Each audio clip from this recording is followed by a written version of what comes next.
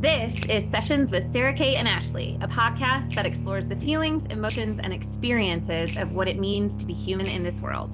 This podcast is intended for educational purposes only and is not meant to replace therapeutic services of any kind. Please refer to the list of references if you need support. And before you dive in, please like, subscribe, comment, share with anyone you think might also connect with today's session. Our goal is to reach as many people as possible, and we are endlessly grateful for your continued support. So, let's get to it. Woo! Okay. Hello, everybody, and welcome back to another episode of Sessions with Sara Cate and Ashley. You guys, I just was speaking French again. If you missed She was it, not speaking French. She said, "Oh," in a French style. That is Yes. not technically speaking French. Anyways, this is Anyway. going to be a side theme of this season. It's my Oh. progression into French We should have had Carrie write us culture. a more like jazzy French ditty. I often listen to French jazz while I'm like working. Who knew? Before or after? Before. Oh, okay. All right. I would tell Siri to play French jazz cafe. Well, we just did a whole episode on ancestral and generational We trauma did. / history. So who knows what Parisian influences you got in there. Who knows? I'm gonna explore, and I'll keep you updated as this season goes on. She is going to find a French ancestor if it kills And then her. I'm gonna be like, see, told you. Told ya. I'm 1/182 French. So I hope that was the intro you all were looking for, but I am Ashley. I am Sara Cate. And this is a follow-up. This is episode Two-part. 2 of our 3-part series. Mm-hmm. And also a follow-up to an episode from season 1. We had the Misattuned Caregiver in season 1. This is the Misattuned Caregiver part 2. And it is a great follow-up to our previous episode about generational, intergenerational, ancestral trauma. And we are moving from more of that macro lens into more of a micro lens of our immediate experience with our like parents or Biological yes influences. So that's what we're talking about today. Next week. So the 3-part series, that episode 1 of that series was last week. Here's week 2. Week 3 of this is self-soothing. So more of like, okay, so now we talked about some really heavy things. Let's take a step back and really focus on how we work through it, how we support ourselves, and all of that. Yeah, and that can go even beyond like, right, the misattuned caregivers, that 100%. generational trauma. That can be, next week's episode is really going to be tangible tools to focus on how to care for yourself and how to take care of yourself when uncomfortable feelings come up. We just helpful to have something like that after these two. This little sesh. So let's begin, Sara Cate. All right. Let's talk about parental biological lived experience. Oof. Trauma. Yeah, let's talk about it.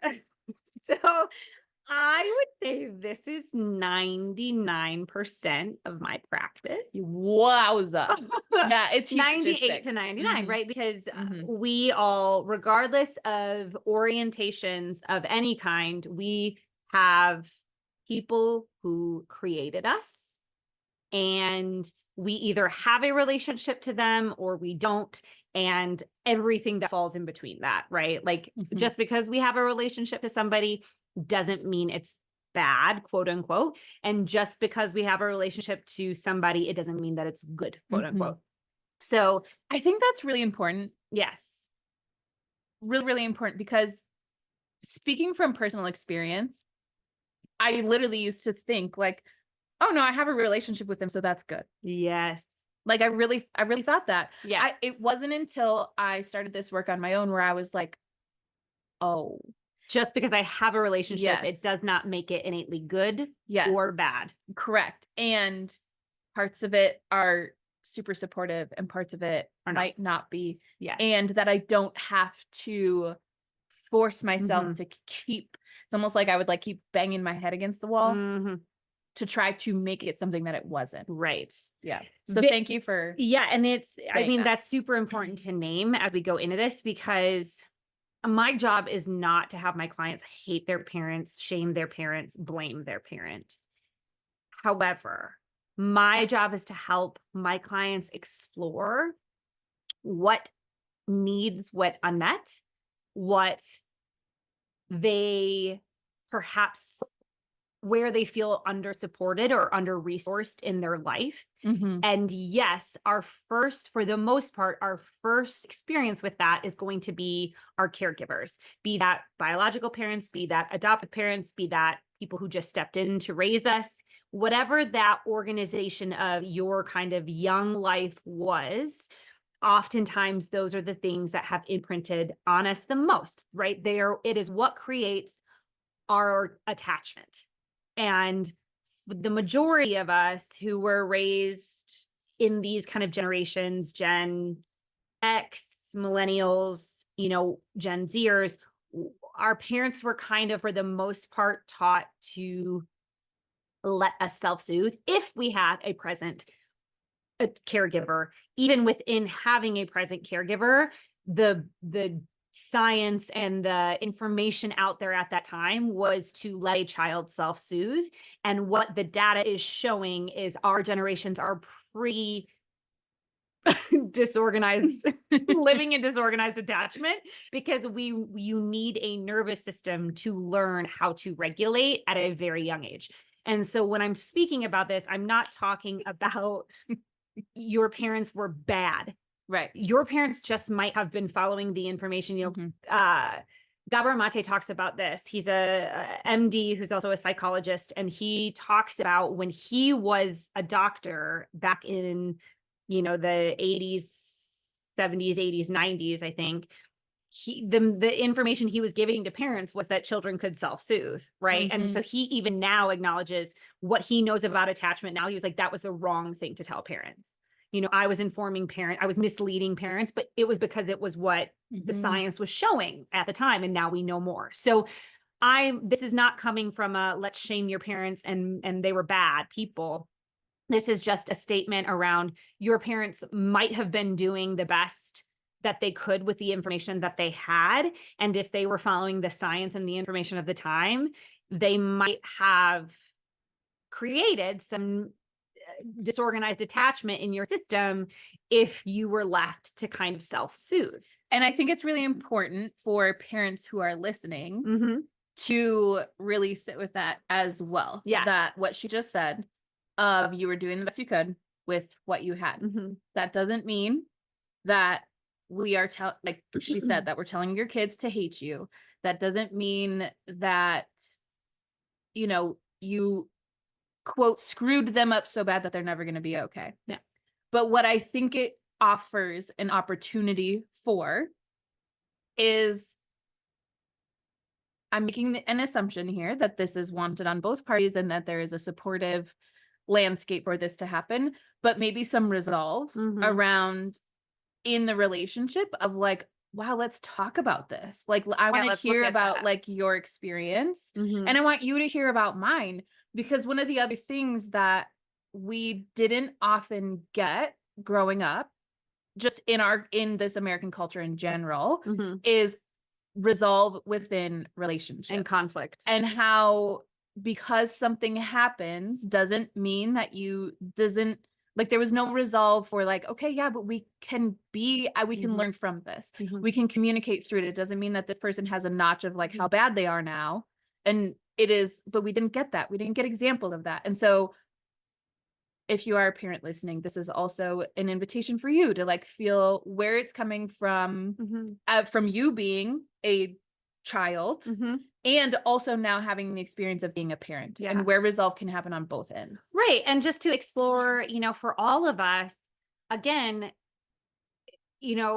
where you felt under-resourced or where you felt under-supported, because that, again, at this adult stage, because it's going to be adults listening to this, at this adult stage, we now have the ability to get what we need. We have the ability to take care of ourselves and give ourselves the things that we didn't get from our caregivers or from that we might have needed. And we now realize that, like, it just, it changes the blame of like blaming somebody else and saying I'm a victim of this situation, or this situation was bad for me. And it turns it back to, and now how do I care for myself? How do I become self-aware? How do I become self-supportive? And how do I build a community around me that also feels that way? How do I have boundaries in relationships? As Ashley was kind of saying, even if it's a relationship and it's not super attuned all of the time, or maybe, and which nothing really can be, or maybe there's some discomfort in it. How do I have boundaries within those relationships? This is just about learning how to care for yourself in your interpersonal relationships and with the relationship you have with yourself, right? So this is less of a commentary about having shitty parents or caregivers, and more a conversation about, in the face of recognizing that we might not have had everything we needed in our childhood, how now can we start to become self-aware and connected to those parts in ourselves that need care, compassion, understanding, love, support, right? And that comes from just starting to create an awareness of developmentally what went unmet for me, and how does that now impact me as I live my adult life in the world? How am I maybe reacting from that place of feeling unsupported at work? Am I being more reactive than I want to be? Am I being more frustrated than I want to be? This is a big one, when clients tell me that they're resentful of a partner, of a friend, of a person in their life. Yeah. That is an immediate cue to me to say, okay, so let's look at where you're not feeling supported. Because it isn't about what that person is doing as much as it is about what is happening in your body in that moment. What is building that resentment and frustration towards them? And I think that's so important that you said that. Is it's not about what they're doing. With what they're doing is not okay, then right. Yes. That's not where I was going with that. But yes.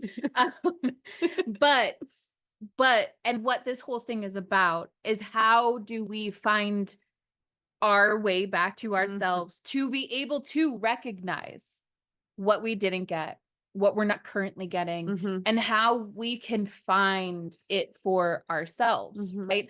And sometimes, like she said, sometimes that means having different boundaries. Sometimes that means that a relationship ends. Sometimes that means whatever it means, right? But this is our opportunity as adults to decide whether or not we want to feel differently, and then allow ourselves to observe what's happening within our bodies to cue us into like how we're going to find our way to feeling differently. Look at that, Ashley, just bringing it back to your body and relationship to yourself. We're only 10 minutes in. It's become such a short path for us back to that, hasn't it? It's like I feel like it could be like, and we're back there. Hey, it's Sara Cate and Ashley. So anyway, we're back to ourselves. Back to your body. Yeah, like it, Ashley, I love that we're having this conversation in this way, right? Where it doesn't have to be about sitting with the blame or the projections or the shoulds, right? Like, while it's helpful sometimes, if we have been hurt in that relationship, it is very important that we see that and name that, especially if the person who has hurt us is potentially one of our caregivers, and we're not ready to completely sever that relationship, or severing that relationship does not feel completely supportive, then learning how to have boundaries by acknowledging these experiences were not okay. And it is still not okay to be treated like that, because I see a lot of clients who are adults and they are still in relationship to their parents, and their parents are still doing the similar things that they've done throughout their life. And so learning to have those healthy boundaries with your adult parents when you're an adult is okay, right? We don't have to sever these relationships completely. Right. We also don't have to endure anymore the full experience of whatever it is they might be casting our direction. We get to protect ourselves as adults. Well, and I don't and think that isn't spoken about enough. Yeah, exactly. And I don't think that we can really, if we want to feel differently, right? Like if we want to feel differently in our bodies, which in turn then brings us into feeling differently in relationship with whoever, you know, like our parents, right? If we don't acknowledge those things that have happened, it's kind of hard to get there, right? Like we need to acknowledge and like come to the understanding that like, yes, these things happened and it wasn't okay. This isn't like a bypass of like, no, I'm just going to decide to feel differently. And that means I don't have to, you know, like no, those things, it's your experience. It happened and you get to feel a certain way about it. I think where, you know, when we're referring to this is like, then, okay, we could sit here and talk for hours about how shitty some parents are. But but then how do we move forward? Yeah. And I think that's where a lot of us get stuck, right? And why we don't maybe even start, or we don't want to look at where we weren't supported or where we were under-resourced, because it maybe feels like we'll just live in that negativity, quote unquote, or we'll be the victim, quote unquote, right? And I don't want to do that, right? Like I'm an adult, I can move on from this, right? And though I would say the majority of what I experience personally and professionally when I sit with my clients is we will play out to some degree our parent relationship with our partners. And and that is not just an intimate partner, that can be friends, that can be professionally. You will probably start to notice, if you pay attention to these things, where you feel under-resourced at work as a sensation in your body might feel very similar to how you felt under-resourced in your young home, right? It might be, I don't feel celebrated, which ultimately means I don't feel seen. Right. And so a young kid, that might have shown up as, you know, when something good happened, maybe at school, did your parents get excited about you acing a test?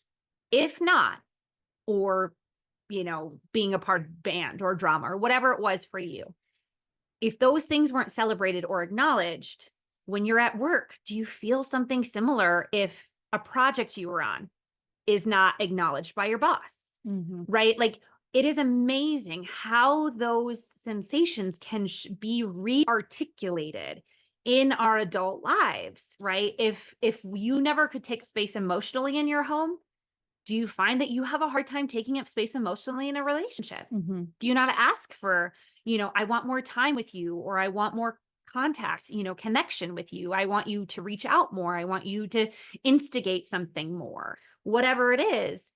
And was that something that you were needing from caregivers?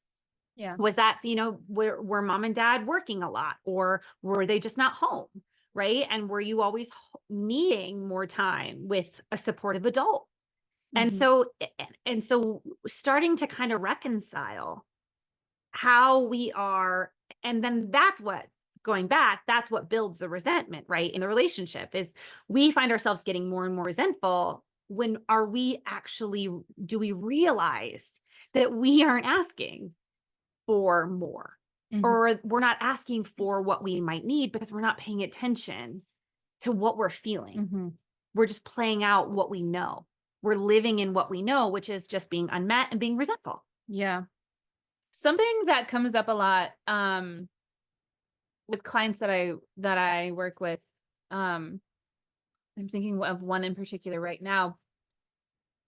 I hear language like, my mom was the best mom, but blah, blah, blah. Or like, my mom is the most amazing person I know. And then they have a really hard time like understanding or acknowledging that like yeah, their mom was probably the most awesome mom there was. And they still maybe didn't get everything they needed. And then they feel kind of like a bad person because they're like, I'm saying that my mom didn't, like, look at everything my mom gave me. I'm using mom because that's what she uses, right? But dad, whoever, caregiver, whatever. And here were still things. Yes. And, you know, if that's where you're sitting right now, this is a really good example of how two things can exist, multiple things can exist at once, that like we could have an adult relationship with our caregiver that is really incredible, that's really supportive both ways, right? And you can have really hard conversations with this person now, right? And there's conflict resolve and there's all of the things, and you can have fun and you can like share life experiences with this person. And it is okay that you still acknowledge if maybe there was something that you didn't get, because again, going back to what we talked about in the very beginning, they did the best they could with what they had. Does it excuse behaviors? No. And I mean, especially like we know some behaviors that like obviously like are never okay, right? So we're not saying that, but what is true is that in those instances, they did the best they could with what they had, and you still deserve to reconcile those things within That you yourself needed and more. find the support now for yourself. And you're not a bad person. And that begins by exploring your internal world, right? By noticing, you know, I was just about to say, how do we explore our internal world? And you said, by noticing. By noticing. My dear friend who I live with, she always says, I'm curious. And I'm like, do I say that a lot? She's like, oh, yes. Yep. Or she'll say, you know, notice right now, Sarah, she'll feed me my own medicine, right? Notice right now what you're feeling. I'm like, thank you. I get it. I have catchphrases. Noticing though what you feel inside and getting curious about that is the way to start, right? Like for me personally, you know, it took a lot to discover what I needed, and I still don't know completely. Yeah. Let's just be very honest about that. There will situations will come up and I'll find myself getting angry or resentful. You know, I have an ability to be, use my words as weapons. And so when I find myself getting really reactive with like a sharp tongue, it is my cue to step back and be like, what fear is coming up in me right now? What am I noticing at? And a lot of the time it comes from this really primal fear of abandonment, of not being enough. I don't know if any of you follow the Enneagram, I'm an Enneagram 2, and the wound of the 2 is that we need to be needed in order to know that we are loved.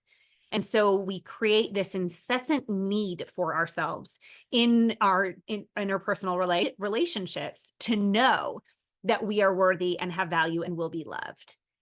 It's tragic. I have never known a more truer view. And I love that about you dearly. Thank you. My therapist says I'm an evolved. You definitely are. You definitely are. I'm working on it, but I'm definitely still working on it, right? Yes. So when I would create all of those, when I would create that dynamic with friends where I was like, okay, they need me, so therefore I'm going to be okay. They need me, so I'm going to be okay. And then I started burning out, which is just natural in our adult lives. And I figured out like, I need somebody to be there for me. I need somebody to say, what do you need, Sarah? And of course, like my eyes would start spinning in my head and I'd be like, I have no idea. But that work is hard. It is hard to explore and discover what we need, but I had to start paying attention to it. And it was when I would start to get resentful of people, or I would start to get really frustrated, or I would start to get this like, almost this kind of like, I would consider it like a feeling of like fire, like literally building from my stomach, because anger and resentment was an easier emotion for me to deal with than sitting with what was living really underneath that, which was like the sadness and loneliness that I felt and not being supported and in my life. And so learning those things, first dealing with the anger, recognizing, wow, I'm getting really angry right now. I might be extending myself too far, right? That realization was hard, but it was also a part of conditioning. It was a part of my, life. And I had to unlearn it as an adult. And now the way that I am having to effort to some degree to build different relationships comes from a place of like, I do not want to be resentful. Yeah. I do not want to resent this person. I don't want to be angry at this person. I don't want to give to the point where I'm upset with people in my life. I just want to be able to love people. But it takes time with our self and our self-understanding. And what I love about this work is then I don't actually have to get mad or stay angry in situations where that comes up. I just get to step back and go, hold on. I've got to sit with myself right now and figure out where I need something and where I need more. And then I start to assert that in my relationships. I start to set boundaries in my relationships, and my world feels a hell of a lot different than it did for so many years. But it takes that relationship and the desire to have a different relationship to ourselves that, you know, and it, because people will say, you made me feel this. There's this whole kind of narrative that goes around of like, no one can make you feel any type of way. People's actions can hurt you. Let's just be very clear. And you can figure out whether or not you will tolerate their actions. It doesn't mean that your emotions, that hurt, that sadness, that anger, that fear, whatever it is, isn't real. Right? Because I don't believe, because like, you know, narcissists will use that. Well, I can't make you feel any type of way. Yes, you can. Your behavior can hurt me. And I also then get to decide if I'm going to tolerate that behavior. And that, like Ashley was saying. And so then recognizing where in relationships we are maybe tolerating behaviors that make us feel some type of way we don't want to feel. Yeah. And it's not fun to sit with those. No. And it's also, you know, I've gotten pretty good most of the time at recognizing what I need and what I want. What I'm not so good at then is accepting it. And so as you know, this, you know, as we talk about getting to know our bodies, I speak to this a lot with my clients about like, where's your body going to let you in? Right. I was just going to say, can you say more, Ashley? Yeah. About how you know, what is the sensational experience or sensory experience rather of how you know you can't accept it? What does that look like? Yeah. So okay. So like I'll say like, notice where your body lets you in, right? And it could be something that you think has nothing to do with it. Like, and then we work on exploring that, right? And like, what is your shoulder actually telling you, you know, which seems kind of crazy, but like sometimes that's the way in, and that's fine. Anyways,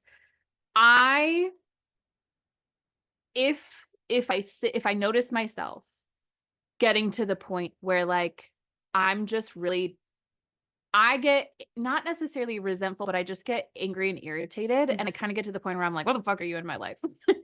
Like 0 to 100, right? Because I'm like, what are you doing here if you're not giving me what I need? But then that's my cue of like, okay, no, what do you actually need? And my body will tell me like what I need. And then if I ask for it, or if I restructure and say something like, this used to be a big one of me having to do the travel a lot for certain relationships, and it was not returned. And so setting boundaries of, even if it's something as simple as like me and a friend live 45 minutes away from each other and we're going to meet for coffee. If I say, hey, yeah, let's meet in the middle, instead of me always driving in my head, I'm like, instead of me always driving the 45 minutes, right? And then they say, yeah, that's awesome. How about this location? And it is exactly in the middle. I will notice my body getting tense all over. Where? And I'm like holding my stomach right now because it like goes here, but I get this like, almost like my whole body like seizes kind of. And I'm like, oh my God. Like rigor mortis? Yeah. Is that how you say it? Quite extreme.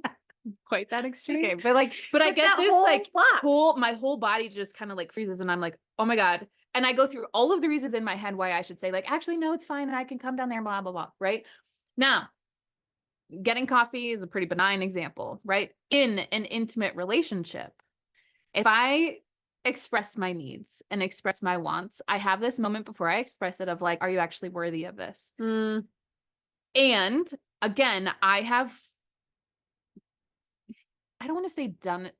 I have explored this enough to know that that is something that my body will try to do to protect me to not express my voice. I love what she's speaking about so clearly is like the armor that Yes. her body takes on. When she says, I get Yes. tense everywhere, if you envision almost Yeah. like a steel Tin Man armor, armor. right, that goes over her whole body Yeah. to protect her, right? Yes. Nothing's gonna, Mhm. nothing's gonna come in because Mhm. she, I know Mhm. Ashley's history, so if correct me if I'm wrong, but like the wounding has come from not being emotionally supported. Yeah. And so if you're afraid of that emotional support, the friend says, yeah, I'll meet you halfway.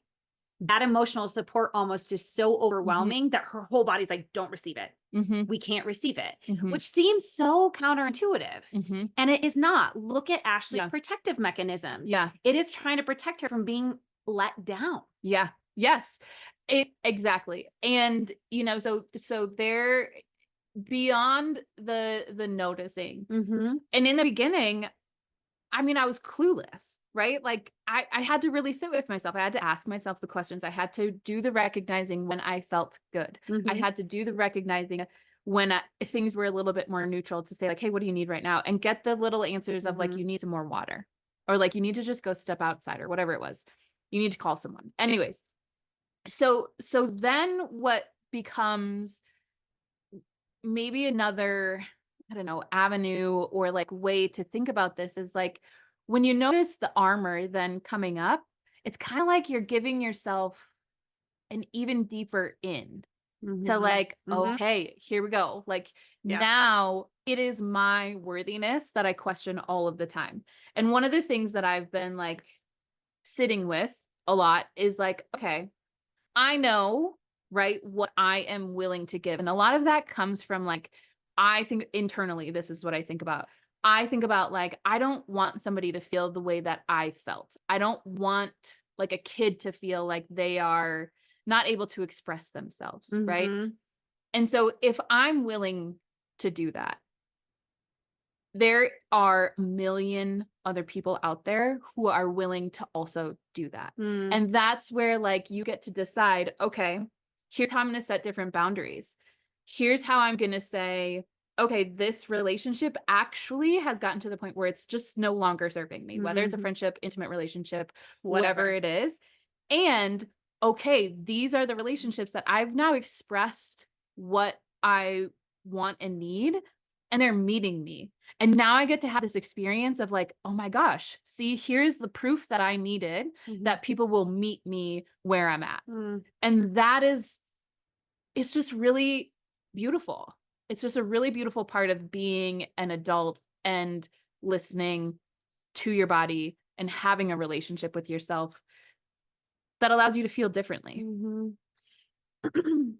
Yeah, and I think really putting it into those tangible terms where Ashley just kind of allowed me to explore with her a little bit around the physical experience of what it meant. And that's kind of why I asked her, like, how do you know you have a resistance to accepting that, right? When I asked the how do you know, she knew I was essentially saying, what do you notice in your Mm-hmm. body, right? Like, what is this sensation? What is this? Mm-hmm. What is the experience of protecting yourself and armoring yourself? And I actually, with a lot of my clients and even with myself, my armor is a beloved. It has kept me safe. I know it. And that is not something that when we start doing our work, we have to rip off and shed. Mm-hmm. We get to stay Mm-hmm. protected. Mm-hmm. Like when Ashley's saying, notice where you feel good, maybe you feel good being really self-protected. Mm-hmm. Maybe it feels useful to be guarded to the outside world. My job is never to take someone's defense mechanisms and throw them out the window because they've decided they want to start, doing some of their own self-understanding work. Yeah. My job is to help fortify what lives underneath all of that armor and help them get to know and build a relationship so they feel self-assured enough to start to adjust that armor for people in their lives who are going to support and be safe for them. But it is not about taking that off. So that is also an invitation that I want to extend out, as you Mm-hmm. start to do this work, recognizing where the way that you have survived your life is something it is familiar to you, it is supportive to you. People talk about having walls. Okay, have the walls. Notice the walls. Notice whose head you can see peeking over and who's down in the moat. Like, notice that, because that is Ashley threw herself over my wall. I came head first, tumbling over. Bulldoze right through. Kool-Aid manned it through the wall. Notice those people. We don't talk about the adult relationships that I'm going to be safe with you. And notice the relationships that come in fast that you're like, God, this is so intense and it's so amazing, but I don't feel my feet on the ground. Yeah. Right? Like, those noticings, that's how we start to build our life. And so, again, as we kind of wrap this up, paying attention, we started kind of leading into not having what we needed when we were younger, informing what we need as these adults, right? And if we look to that, we don't have to place so much emphasis on what happened when we were younger. We can just pay attention, and this is what actually gives us the control, and it gives us the power, is if we pay attention to what we feel we don't have, that we need, or we explore, or we get curious about it. Doing that gives us the control and the power to figure it out and start to look at the places in our lives where that's not being met. Yeah. Right. And it doesn't have to be living in the experiences of our childhood, right? Like, it is an outdated concept, right? Freudian is getting further, like that whole psychological construct that we have to just completely explore our past and go through every terrible lived experience we ever had. But now we get to sit with what our present sensations are and start to learn who we are based on those and in relationship to those, and then better assert ourselves in our world and the people that we surround ourselves with. Yeah. So, and next, like Ashley said, next week, we're going to explore even more how to begin to take care of the discomfort that we might feel, because this world is going to give us pain. Yeah. It's going to give us discomfort. The way we organize ourselves in our lives might give us some of that, right? And how do we take care of ourselves when that's happening? How do we support ourselves when that's occurring? Yeah. Because we can't outrun it. We can't just live a bliss-filled life. It just isn't possible. And if we're trying to achieve that, we're going to always be wanting. Yeah. But if we can learn how to soothe and care for these weary hearts and these aching souls, like, we will be able to get the medicine and the support that we need. I was taking really deep breaths when you were saying that. It was great. So until next time, breathe. No. I think I'm going to remind I'm going to remind you guys, every episode. Cliff Notes version of this is breathe. Breathe. Take really deep breaths. Yes. When you're feeling really good. Throughout your day. Notice. Be curious. So that's, if you need support, you know where to find us. I knew there was something else we were supposed to say. Yeah, I know. I was watching. I was really scan the room to figure out where those words gonna come from. So you can find us with our information below. Yeah, and the show notes are Instagram handles are on there. Connect with us. Let us know. Like, subscribe. Okay, Okay, guys. Okay. We will see you next time. Woo!